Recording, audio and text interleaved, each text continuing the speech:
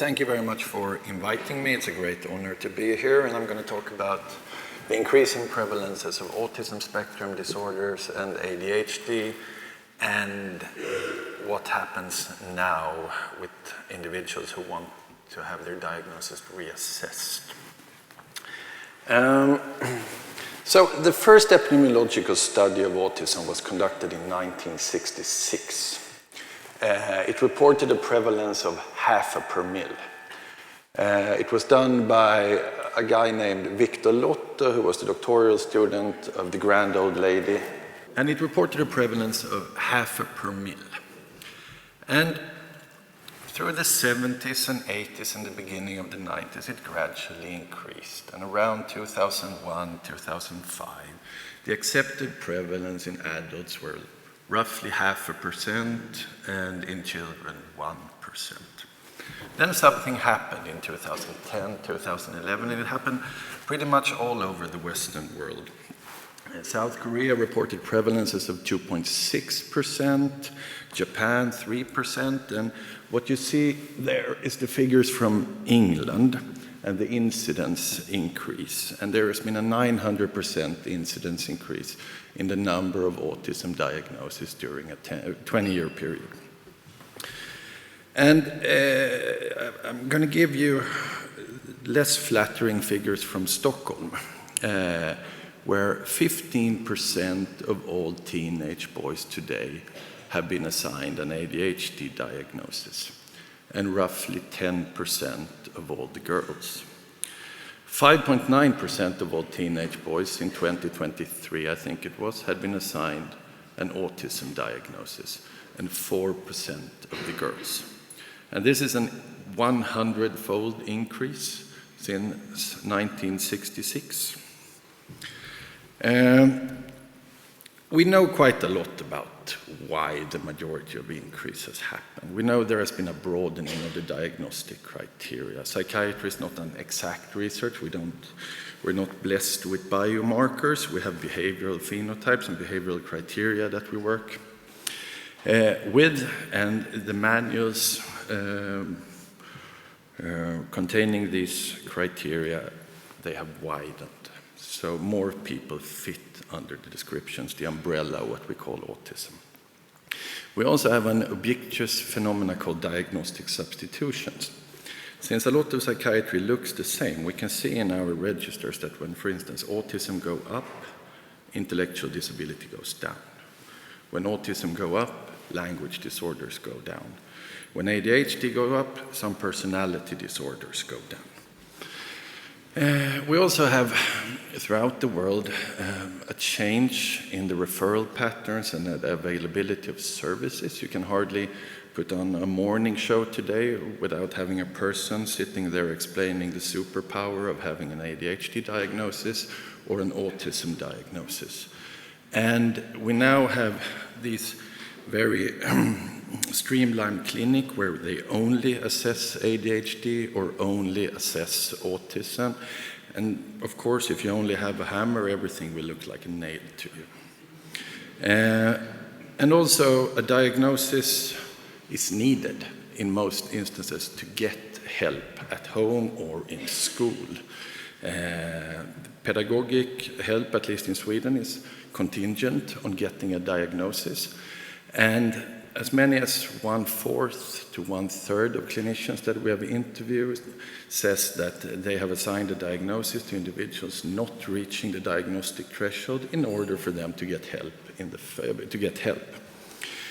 in school and or in settings. So I'm going to highlight some stuff that we have done during the last decade.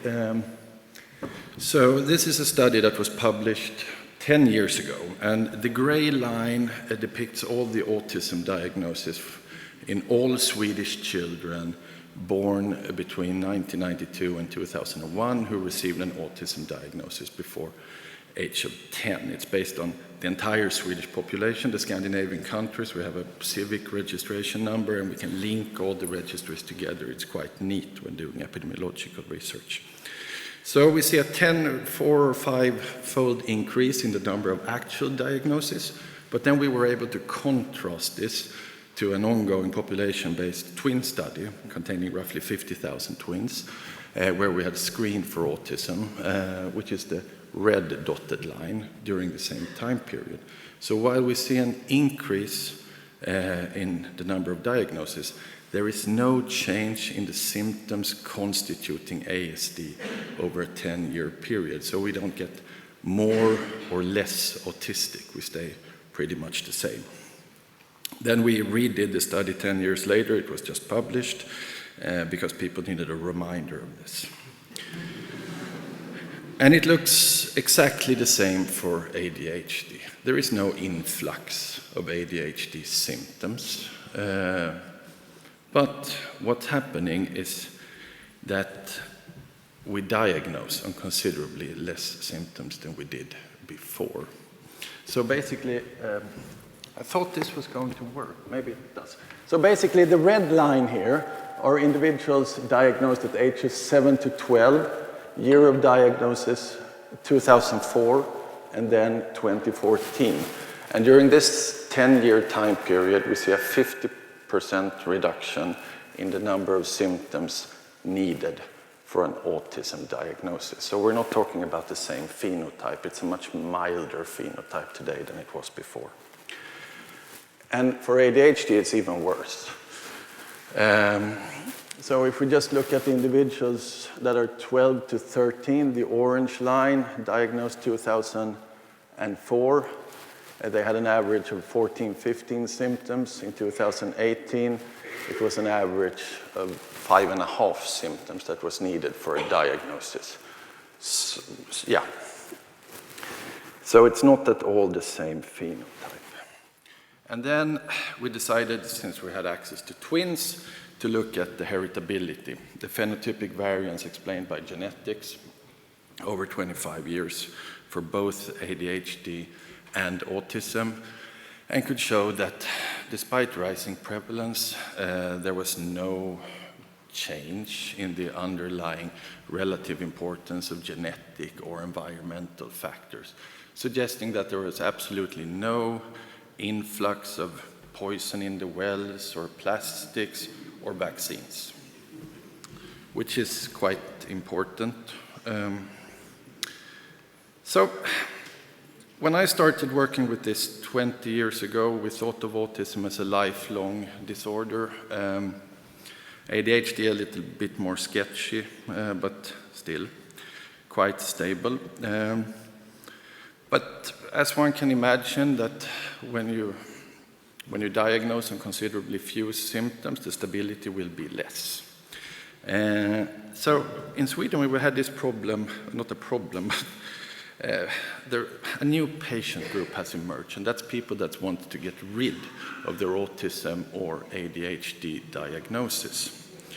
And this has left us quite flabbergasted, because we didn't think about this at all, and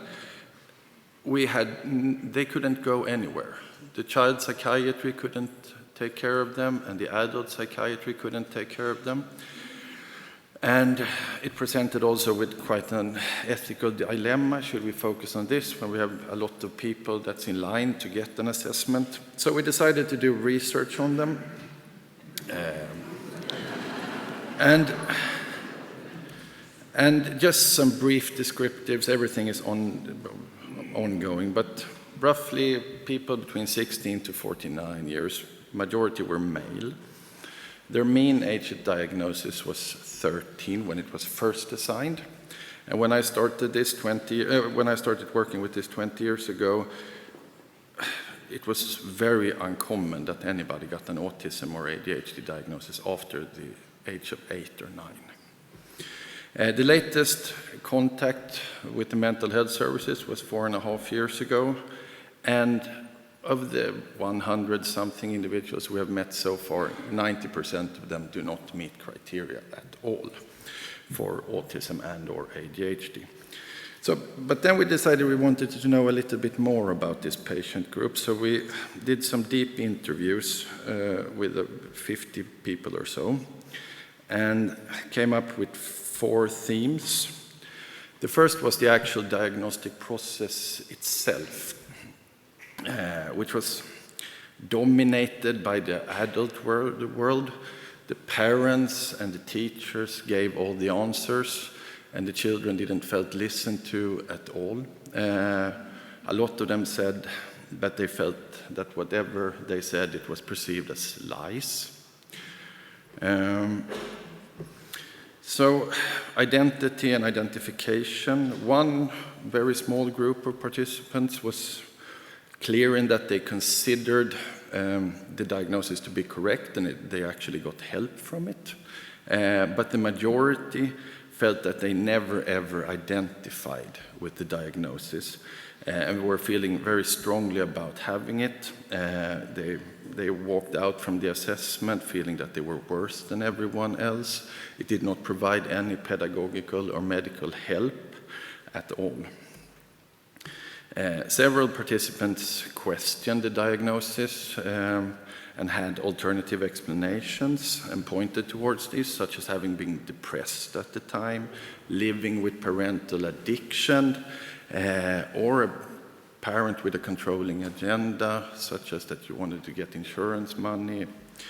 And realizing the final, and I think the biggest thing was removing societal barriers, because a diagnosis of ADHD and autism, at least in Sweden, hinders you from pursuing a lot of work careers. You cannot join the military, you can't be a police officer, you can't work in the aviation industry, you need a doctor's note to get a driver's license, can't work as a train conductor, etc., etc. And a lot of the participants described that when they discovered this, it created a downward spiral where everything became worse and worse and worse.